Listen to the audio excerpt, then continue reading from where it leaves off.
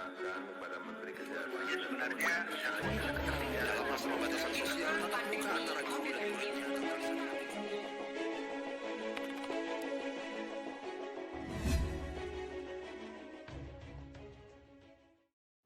Salam dan bahagia. Perkenalkan, saya dari Padepokan 97 KKN UST periode pertama tahun 2021-2022 dengan lokasi KKN di Desa Sirahan, Kecamatan Salam, Kabupaten Magelang. Dengan anggota saya sendiri, Ricardus Mosalike dari Prodi Manajemen, Farminus Pangkung dari Prodi Agribisnis, Magrita Krisantini Werang dari Prodi Manajemen, Maria Elvira Trifonia Dawa dari Prodi Akuntansi, dan Novi Bergita Paut dari Prodi Akuntansi dengan DPL Ibu Ani Widiawati SSI MPD. Nah, pada masa pandemi seperti saat ini, kita diharuskan untuk membatasi interaksi agar dapat mencegah penyebaran virus corona. Nah, pembatasan interaksi ini mengharuskan kita untuk melakukan segala aktivitas secara online, seperti bekerja maupun belajar.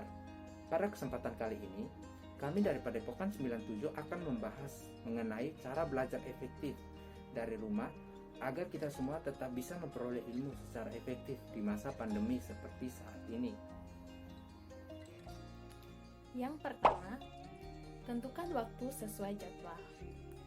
Cara belajar efektif di rumah yang pertama adalah kita harus menentukan waktu atau membuat schedule seperti jadwal yang telah diberikan oleh sekolah. Yang kedua, rapikan meja belajar. Setelah menentukan waktu, cara selanjutnya ialah dengan merapikan meja belajar setelah belajar. Momen ini bisa sekaligus kita gunakan untuk bersih-bersih dan membuang benda-benda yang tidak dibutuhkan. Selanjutnya yang ketiga, cari tahu cara belajar yang sesuai dengan diri kita. Cara belajar setiap orang berbeda-beda. Ada yang senang belajar sambil mendengarkan musik, ada yang suka ketenangan, dan ada pula yang senang belajar sambil ngemil. Mencari tahu cara belajar yang sesuai dengan diri kita dapat menghindarkan kita dari rasa mengantuk dan malas yang menyerang. Nah, dengan santai dan rileks, belajar pun lebih efektif loh. Tapi harus pastikan cara belajar ini membuat kita nyaman agar dapat meningkatkan semangat belajar sesuai dengan diri kita. Yang keempat, mencari media belajar yang tepat. Selain mendapat materi-materi belajar dari sekolah, selama belajar dari rumah pun kita harus tetap membekali diri kita dengan media-media belajar lainnya yang tepat. Selain bisa mendapatkan berbagai materi dari semua mata pelajaran, banyak aplikasi yang bisa kita akses secara gratis saat ini. Jadi, tentukan media belajar yang sesuai dengan diri kita masing-masing. Yang kelima, belajar dengan teman secara virtual. Di era yang serba canggih seperti saat ini, jika ingin belajar bersama dengan teman-teman, tidak harus dengan kumpul bersama, kan?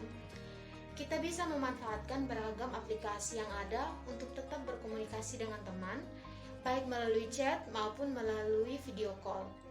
Kemudian yang keenam, jaga komunikasi dengan guru. Selama belajar dari rumah, kita harus tetap menjaga komunikasi dengan guru agar tidak ketinggalan informasi-informasi yang ada dari sekolah. Pastikan juga harus masuk ke dalam grup-grup kelas dan juga harus masuk ke dalam kelas pembelajaran secara online yang telah dibuat oleh guru. 7. Olahraga dan jaga kesehatan. Selain menyiapkan tempat, waktu, dan materi pembelajaran, kita juga harus menyiapkan fisik kita supaya bisa tetap fit selama waktu pembelajaran, tetap stay di rumah, dan tetap patuhi protokol kesehatan. Ingat, kesehatan adalah segalanya. Tanpa badan dan jiwa yang sehat, kita tidak bisa beraktivitas. Tetap semangat dan berdoa supaya semuanya baik-baik saja. Sekian video dari kami. Jangan lupa tetap menerapkan protokol kesehatan dengan memakai masker, menjaga jarak, mencuci tangan, membatasi mobilitas, dan menghindari kerumunan. Terima kasih. Salam.